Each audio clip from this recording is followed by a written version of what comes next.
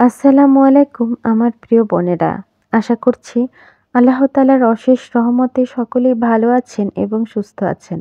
সূরা ওয়াকিয়া পবিত্র কোরআনের ৫৬তম সূরা। এটি মক্কায় অবতীর্ণ হয়েছিল। এর ৩ রুকু ৯৬ আয়াত। ওয়াকিয়া মানে মহা ঘটনা। এই সূরায় আল্লাহর অসীম ক্ষমতা, কিয়ামতের ভয়াবহতা, ভূমিকম্প, বজ্রপাত, ঝড় ঝঞ্ঝা, শেষ বিচার, জান্নাতের নিয়ামত এবং জাহান্নামের শাস্তির কথা রয়েছে। এই সূরায় বলা হয়েছে কিয়ামতের দিন মানুষের বিভিন্ন অবস্থা ও অবস্থানের কথা। বলা হয়েছে যে কিয়ামতের দিন পৃথিবী প্রকম্পিত হবে এবং পাহাড় ছিন্ন ভিন্ন হয়ে যাবে। শেষ বিচারের দিন মানুষ ৩ ভাগে বিভক্ত হবে। ১. আল্লাহর নৈকট্যপ্রাপ্তরা, ২.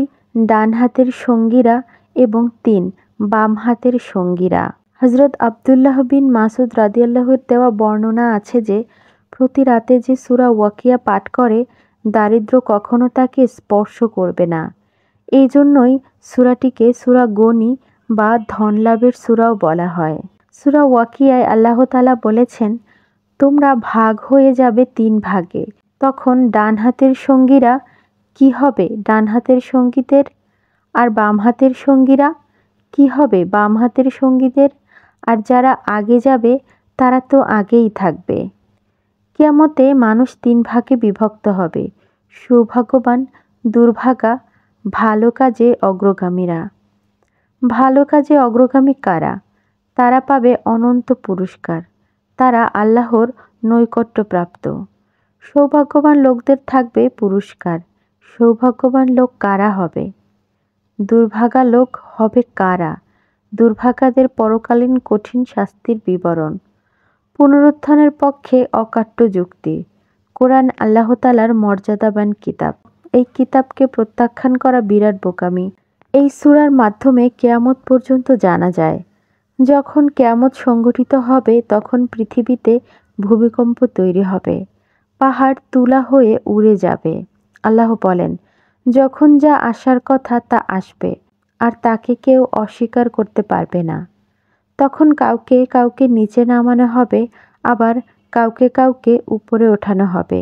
পৃথিবী তখন প্রবল ঝাঁকুনিতে প্রকম্পিত হবে, পাহাড়গুলো যাবে ভেঙে চুরে, ধুলোয় গুঁড়ো গুঁড়ো হয়ে ছড়িয়ে ছিটিয়ে যাবে। এই সূরায় আল্লাহর অস্তিত্ব, তার একত্ব এবং অসীম কুদরতের কথা উল্লেখ করা হয়েছে। বলা হয়েছে, তোমরা যে পানি পান করো সে সম্পর্কে কি তোমরা চিন্তা করেছ? তোমরাই কি তা মেঘ থেকে নামিয়ে আনো? না, আমি তা বর্ষণ করি।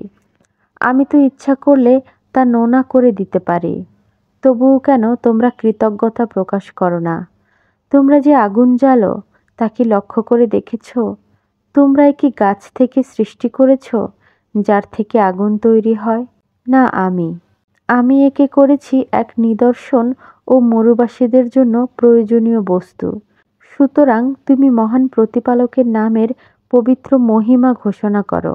আমি শপথ করছি অস্তগামী নক্ষত্ররাজির। অবশ্যই এ মহা শপথ, যদি তোমরা জানতে। সুবহানাল্লাহ। তাই অবশ্যই আমার বোনেরা বেশি বেশি সূরা ওয়াকিয়া তেলাওয়াত করুন। যদি পারেন তাহলে একটু বুঝে অর্থ সহকারে তেলাওয়াত করার চেষ্টা করবেন। আল্লাহ তাআলার অসীম কুদরতের কথা, অসীম ক্ষমতার কথা এবং কিয়ামত পর্যন্ত এই সূরায় বর্ণনা করা হয়েছে। এবং এই সূরা যে নিয়মিত পাঠ করবে দারিদ্র্য কখনো তাকে স্পর্শ করবে না। তাই অবশ্যই আমার বোনেরা কারো কোনো আর্থিক সমস্যা থাকলেও এই সূরাটি পাঠ করতে পারেন। আল্লাহ তাআলা অবশ্যই আমাদের সমস্ত সমস্যার সমাধান করে দেবে। আমাদেরকে তিনি অসম্ভব ভালোবাসেন। তার সমস্ত বরকত, তার সমস্ত ফজিলত, তার সমস্ত মহিমা তিনি তার বান্দাদের জন্য রেখেছেন। অবশ্যই আল্লাহ তাআলাকে ভালোবাসুন, সকলকে হেদায়েতের পথে আহ্বান করুন। আমার চ্যানেলটি ভালো লাগলে সাবস্ক্রাইব করে দিবেন, আমার জন্য দোয়া করবেন। আসসালামু আলাইকুম।